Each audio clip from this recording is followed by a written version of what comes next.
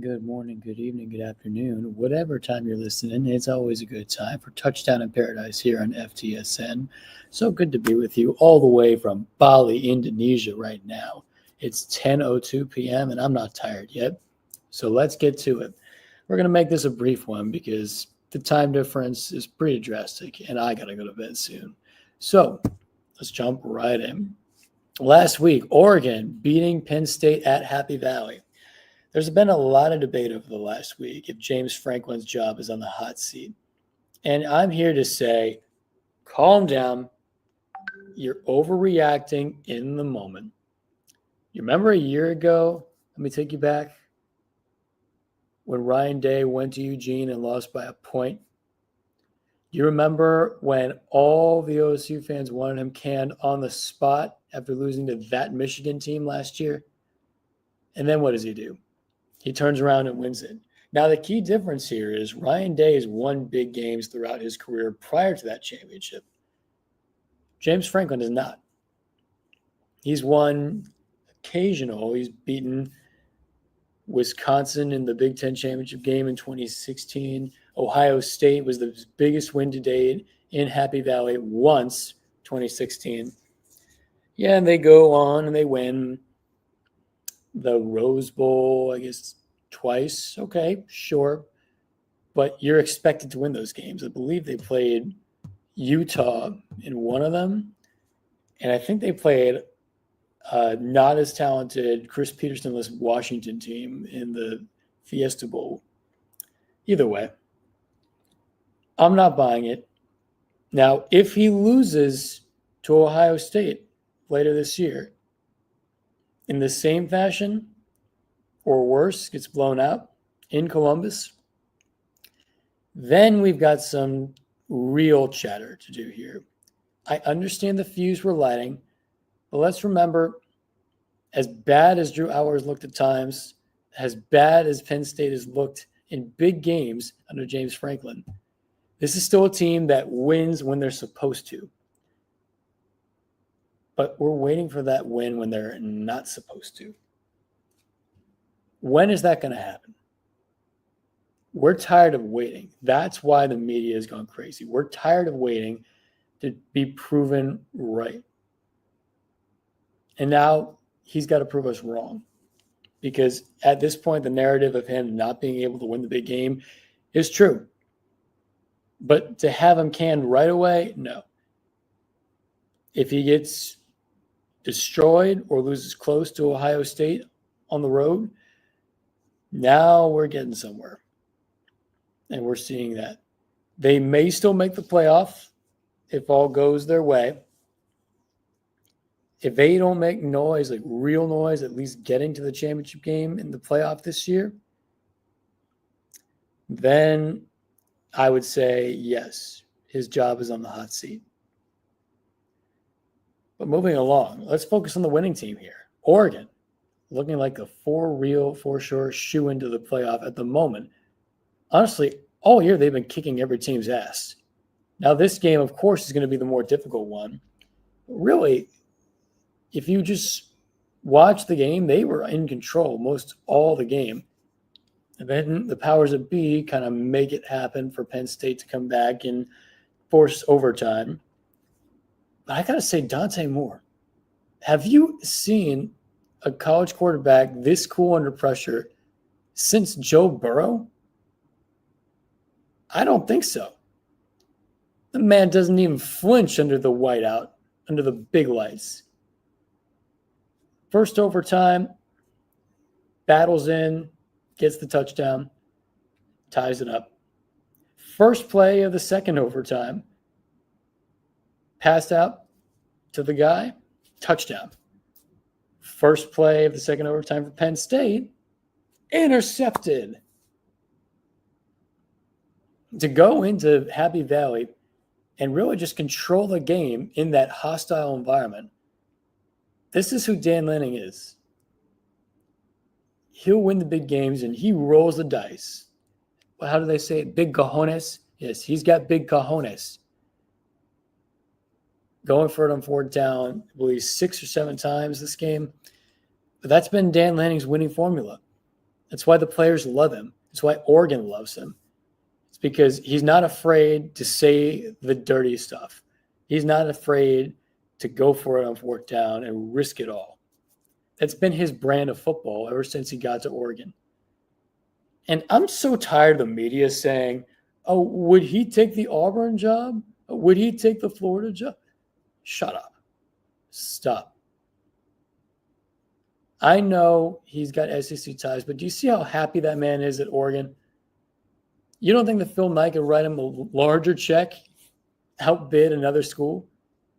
Oh, absolutely he could. No. Stop. Stop linking Dan Lanning to those SEC jobs. Now, if you want to link him to another job, I think he's going to be looking at the NFL eventually. But right now, let him be. Let him be. He's enjoying Oregon. I think you all are afraid in the media to see Oregon do really well. You're just trying to get the SEC to be status quo. I understand that the last two coaches, 2 out of the 3 last few coaches, something like that. Actually, I believe, the last 2 coaches at Oregon have jumped to the state of Florida. Willie Taggart, I barely count him. He went from USF to Oregon for 1 year. I was never a fan of him. I don't like the way he coaches. And I say that as a biased UCF fan who did not like USF, especially his USF teams. He was a dirty coach. But he goes to Oregon for 1 year, and then the Florida State job comes open, and he goes there, and that's his dream job, and he fails there. Look, you hate to see a man fail at his dream job, but using Oregon as a stepping stone for Florida State, maybe that would have made sense in the 90s, the 80s, but the last 20 years, I think those jobs are pretty on par. And then Mario Cristobal taking the job from Willie Taggart, building up Oregon a bit, and then taking the Miami job. Now, that one I understand a little bit more because Mario did go to Miami, and he's got a lot of family ties down there, everything. And yes, I'm not saying that Dan Lanning doesn't have that stuff. Of course, he's got ties to the SEC. And he's more of a Southern guy, sure. But he loves it up there. He's building something special up there. I think that, dare I say it, under his watch, at some point, Oregon is going to break through and win a national title in the next 5 or 10 years. It's just a matter of when is it going to be. I think they've got a good shot this year. I would be one to argue that they should be number 1 right now. Going on the road to Happy Valley, under the whiteout, under the lights, prime time, that has the makings, my friend, of a number one team. Let's go down south here. Headed down south to the land of the pine. Well, plenty of pine, but not enough Georgia clay. Bama beats UGA again. Now, I am not going to put this on anyone, but I will say that Kirby Smart has an Alabama problem. He's beaten them one time in his career. At least it's when it mattered most. It's when it mattered most he did. But Alabama's just his kryptonite, no matter who the coach is. We saw it last year. He couldn't come back all the way. He did until they gave up a big play to Ryan Williams. And here we go again. Once again, Kalen DeBoer outclasses him on the road this time. I should just say Alabama outclasses him again. But yeah. Great things end in 33s. Georgia's 33-game home win streak was snapped this game. As well as, well, this is interesting, UGA's losing streak to Alabama ended by scoring 33 points when they beat Alabama in the 21 championship game. Remember that? Something a little interesting there, right? But I do got to give credit here to Kalen DeBoer for tuning out the noise since that week 1 loss to Florida State and just going on and thrashing everybody else. And how about Ty Simpson? He's probably going to be the Heisman betting favorite going forward here unless they really slip up again or unless Dante Moore continues to make some big noise.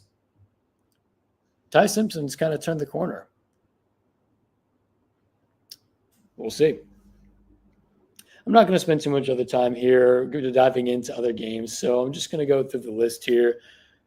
We had a Friday night thriller, maybe the game of the weekend last weekend. Virginia upset Florida State in 2 overtimes. The Gus Bus got Gused again. Now, Florida State is still a very good team. They can score very quickly. UVA, there was just something in the air that night. It was special. Chandler Morris, former TCU quarterback, still got it. He did throw a few picks, but thankfully it wasn't when it was on the line, like Thomas Castellanos, who threw it on the line in double overtime. And how about that field rush? You know, when you are an ACC school, or I guess Missouri too, they have one, when you have hills on your football stadium's end zone and no real railing, you get there so quick. It turned into a Mufasa situation. As soon as it's deemed intercepted, all those students are rushing the field, not even a blink of an eye after the play is dead. And they all trample the FSU guy. Like a total Mufasa move. Wow. I'm glad he's okay, though. And congratulations, Virginia. Big time upset. 3rd time over top Florida State team. Good job. Illinois beats USC on a last-second field goal. I don't know what I really said last week, and I don't have the time and patience to go back and look. But I will say I never bought this USC team. It's just another flash-in-the-pan moment where they look good. Jaden Mayava is an excellent player. And I was a little down on Illinois after that Indiana game. But Pete, who I wish was here right now, but we're both very busy this week, said it himself. Indiana's not that good. Illinois is not that bad. That was a bad game to judge either team for. And I think he's right. We'll get to why in a minute.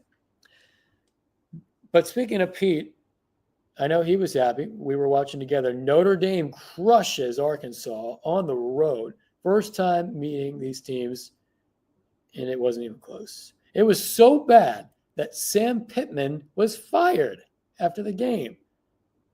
One of the names that I thought was going to fall years ago finally fell. And there you have it. Who replaces him? I'm hearing the betting favorite right now is Rhett Lashley from SMU. Arkansas guy through and through. I could see it. But remember last time they tried to hire an SMU coach, Chad Morris? That didn't work out too well, right? But I think the biggest joke out of all this, people, the biggest joke out of this situation is offensive coordinator Bobby Petrino is the head coach at Arkansas interim. If you're young and watching this, Google Bobby Petrino motorcycle and you'll see why. I'm not going to go into too many details now because we have to keep moving along here. Georgia Tech escapes Wake Forest in overtime, 30-29 on the road. It was a tough game, yep. But you know what? Good for Georgia Tech coming back. Wake Forest is a young team. Jake Dickert from Washington State's the new coach at Wake Forest. He's got those guys growing little by little. They'll make it back to big time, but it's going to be a while. But this was a great building block to show that they can compete with a ranked team in the ACC, especially one that makes you grind it out like Georgia Tech. Tennessee escapes an upset alert from Mississippi State in overtime. Not much there, but Tennessee handled their business in overtime. Mississippi State is still growing under Jeff Lebby. Big step forward this year. Not quite there yet, but we'll see. And now back to the IU-Illinois controversy from last week. IU's not that good. Illinois is not that bad. Did Mendoza have money on the game Indiana won over Iowa this week in Iowa. It was a close game, pretty much a battle the whole game. I believe the score was 20-14, something like that. And then inexplicably in the last second, it's fourth down. You're trying to run the clock out. But what you normally do is you normally either run back and then fall down, or you air it out all the way through the end zone or out of bounds, so there's no time left on the clock. But what does Fernando Mendoza do? Well, he claims he was following orders by Curt Cignetti. He runs all the way to the back of his own end zone and takes a safety, which I guess didn't really affect the line that much, the opening line, but then it shifted. And that's where I think we need an investigation here. I don't know where this started, but this just does not add up here. Does not add up. Now, mind you, if they were backed up in the end zone, I'd understand it more. No, he wasn't anywhere near his end zone. He had to run back like 20, 30, 40 yards. It was not normal. Investigate Indiana. Now for the Paradise Parlay, we're going to make this a little quick here because I got to go to bed. We are here in actual paradise in Bali, Indonesia. And so this is a very special Paradise Parlay, seeing as I'm doing it alone again for the third week in a row, it seems. Let's do it. We're going to focus on my conference, the Big 12, a little bit heavier this week. Starting with Iowa State at Cincinnati. Cincinnati is a 1.5-point favorite at home, 55.5 over-under. Money line here is the Bearcats minus 125, the Cyclones plus 105.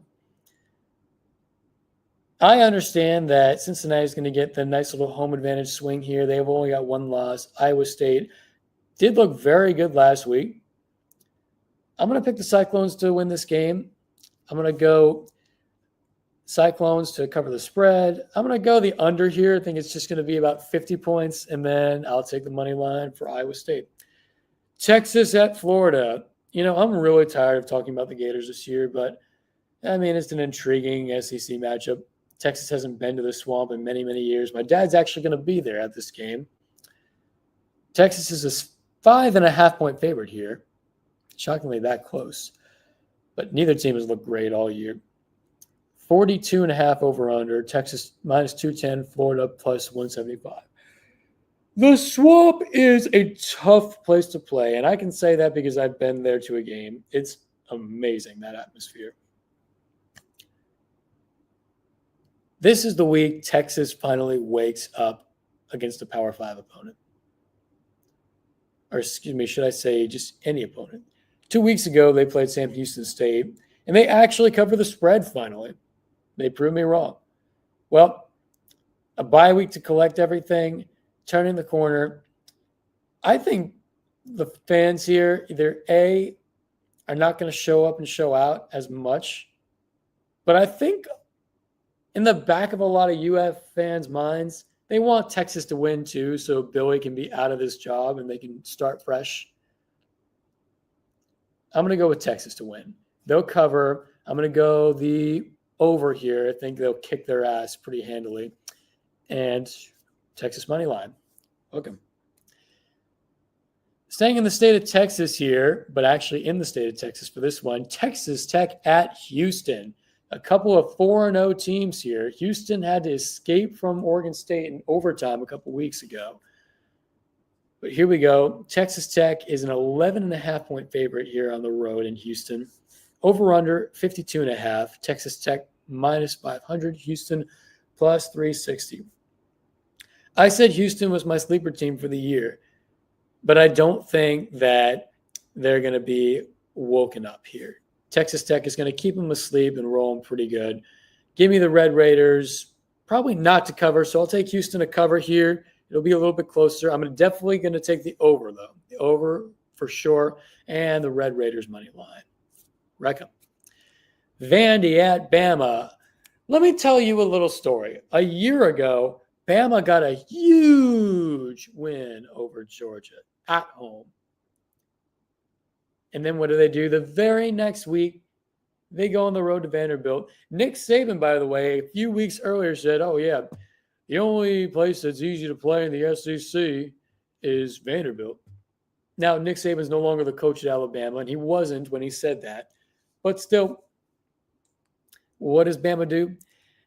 They get ranked number 1.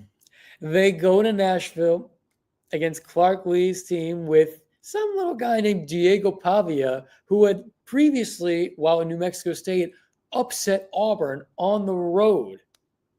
And he's now that quarterback.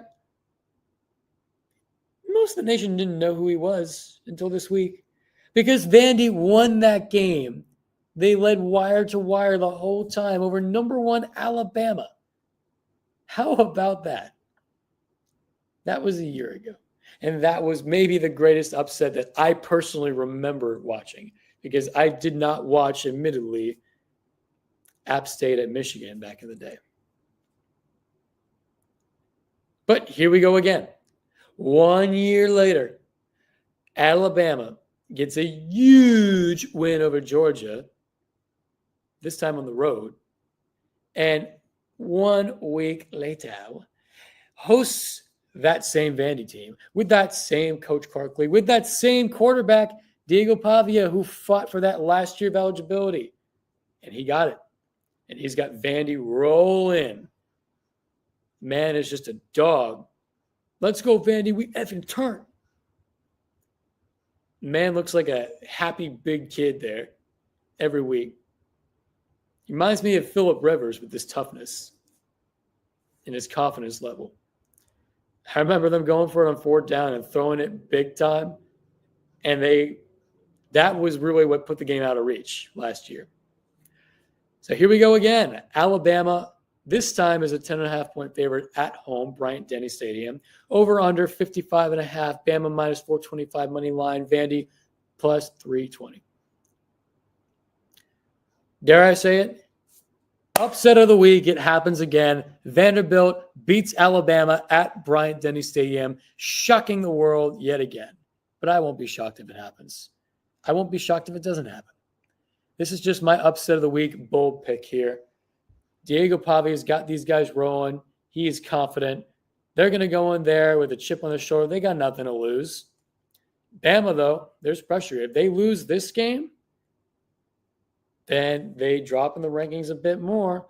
And then we start thinking, especially if they don't look good, well, are they a playoff team? They lost to Florida State week 1, a good team. They lose to Vandy, also a good team. Bama could be in for another one later this year. Who knows? But sticking with for now, I'm picking Vanderbilt. And our game of the week, Miami at Florida State. Miami's a 5.5-point favorite here on the road in Tallahassee. 54.5 over under. Money line, Hurricanes minus 185. Seminoles plus 155 at home.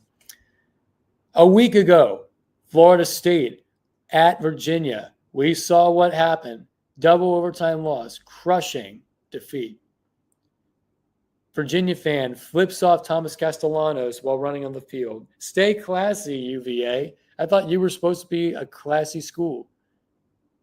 Look, I'm not going to take one idiot fan and make him the poster child of an entire fan base. Well, yeah.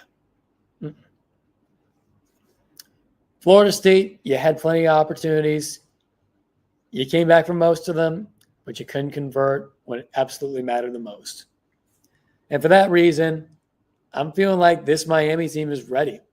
This is a Miami team that just feels a bit different here. But are they different? This is their first real road test. They go to Tallahassee. How about that? They've had the luxury of pretty much being home the whole year to this point. And now they go to Tallahassee. So this will be a test. But you know what? I trust Carson Beck. He's won a lot of big games in his day at Georgia on the road. This will be no different. So I've got the Hurricanes covering here. I've got the over-under being the over. And I'll take Miami money line. I already gave you my upset of the week, but other games I'm watching, KU at UCF. Tough loss on the road last week at Kansas State, but look, I call that happening because Kansas State has always had our number. We're now 0-3 all time against KSU in Manhattan. Soon enough, they'll come to UCF, but not this time around. They were a one-win team before, but you know what? That record didn't mean anything to me. They've lost games very close, and UCF just doesn't have the healthy amount of guys to win a game like that. And I'll also be watching Wisconsin and Michigan. But really, am I going to be able to watch anything? I'm in freaking Bali. Speaking of which, to close it out, my cheer of the week, cheers to Bali.